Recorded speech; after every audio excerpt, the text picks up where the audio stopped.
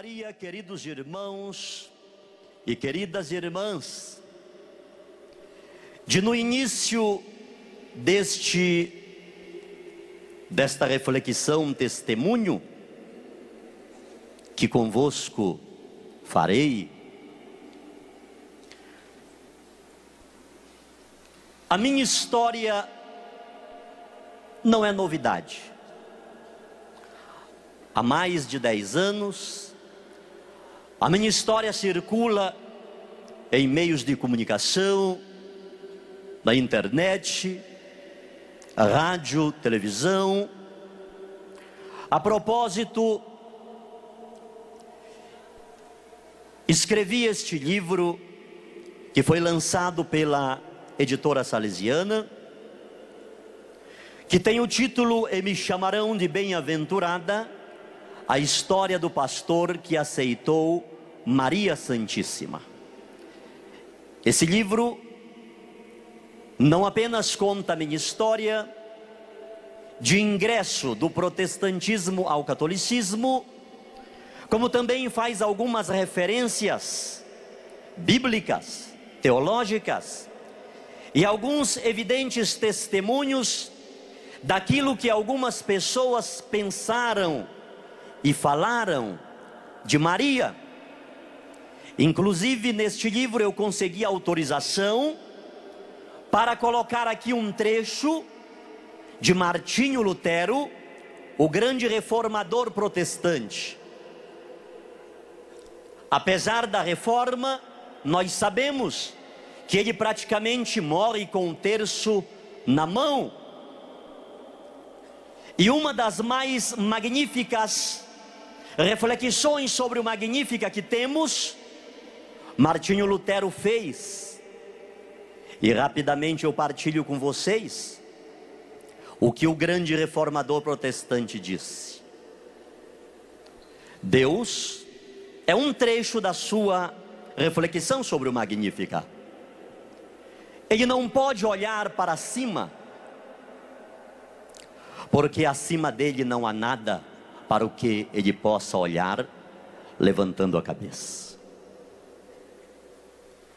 Deus também não pode olhar para os lados, porque não há nada que se lhe ombreie.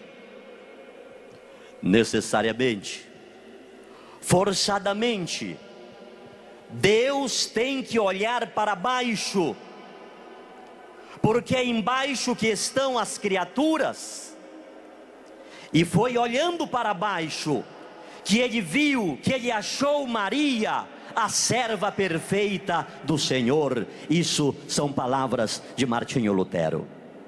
E é exatamente em função desse olhar de Deus, em função dessa kenosis, desse desalojar-se de Deus, que ele vem ao encontro do ser humano, que ele vem especificamente ao encontro da bem-aventurada Virgem Maria, de onde ela, ao ser vítima, ao ser objeto exclusivo deste olhar, ela então vai dizer: a minha alma glorifica o Senhor, o meu espírito exulta de alegria em Deus, meu Salvador. E este mesmo Martinho Lutero depois vai dizer: ela não tinha como não externalizar isso em um canto no Magnífica, porque a obra que Deus realizou na vida dela era uma obra que não podia ficar escondida. E essa é uma das razões porque estamos hoje aqui neste rincão da Canção Nova em Cachoeira Paulista, para dizer ao mundo, através do rádio, através da internet, através da televisão, que a obra que Deus realizou na vida de Maria não pode ficar escondida, não pode ficar apagada. Ela é uma luz e a luz tem que ficar lá em cima.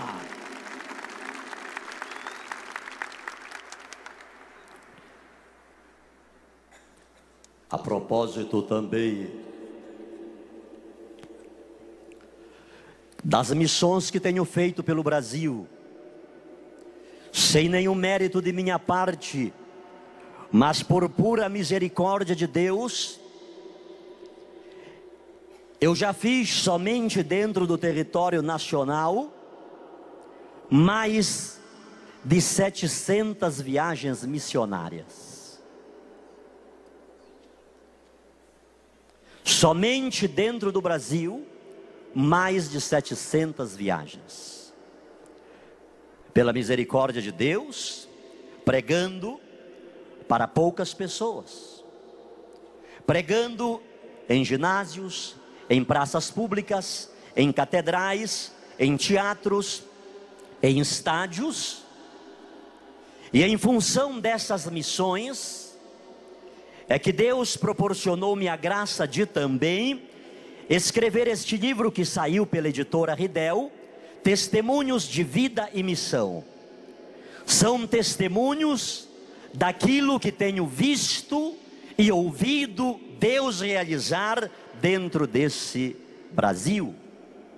De manhã, ouvíamos o padre que antecedeu-me, fazendo uso da palavra, citando alguns testemunhos realizados pela bem-aventurada Virgem Maria.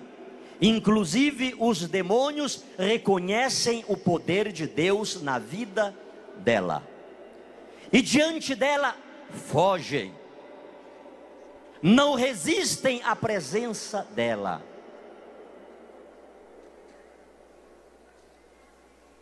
Milhares de exércitos alinhados em ordem de batalha nada podem fazer contra o demônio.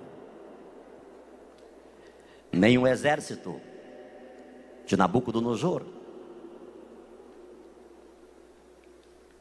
nem os especialistas em táticas de guerra e de captura,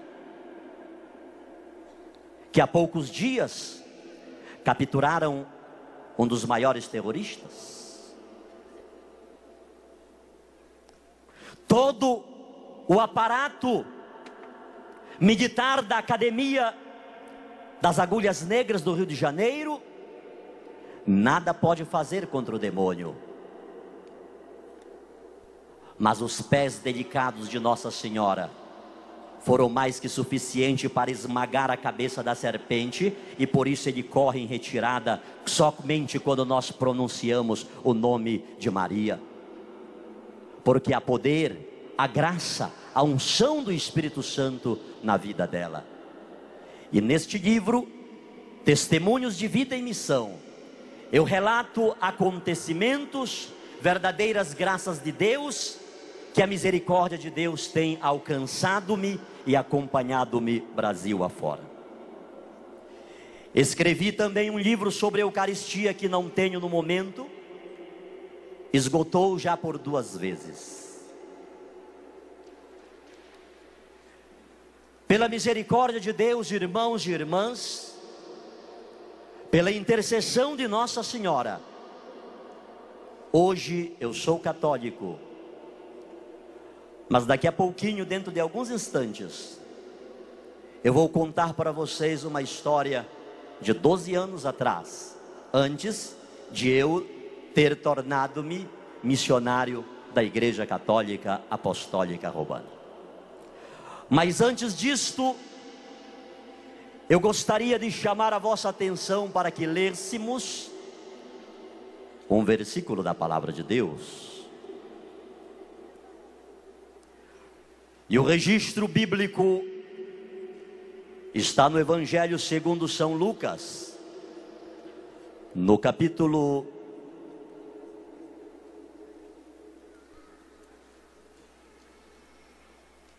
35.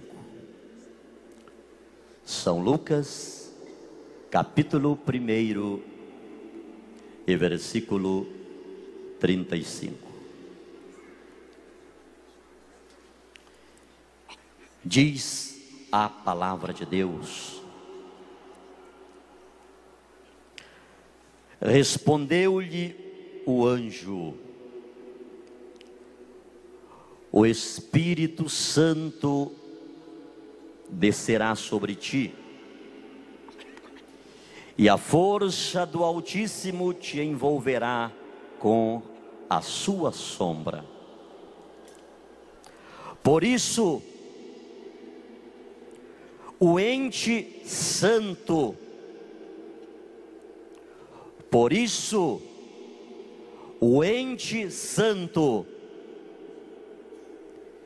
que vai nascer de ti, será chamado Filho de Deus.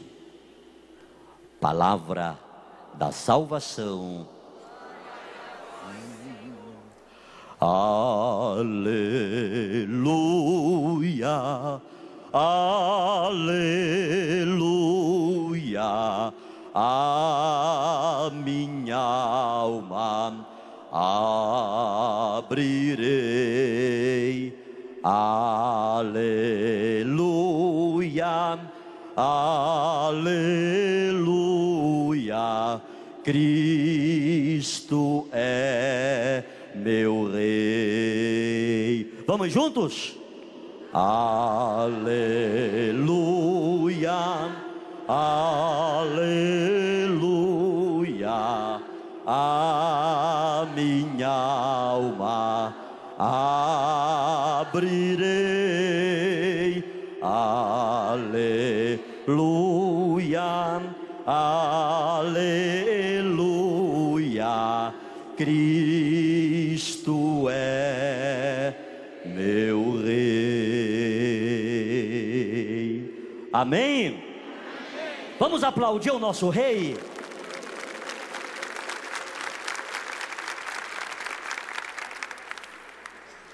Eu gostaria de colocar nesta reflexão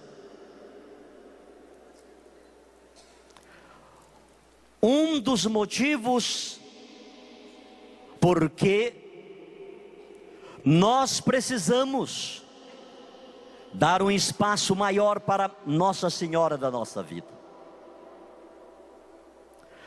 Um dos motivos porque Maria não pode, em se tratando da nossa resposta a Deus, relacionada a Maria, termos uma fé tímida, colocando Maria em vez de sob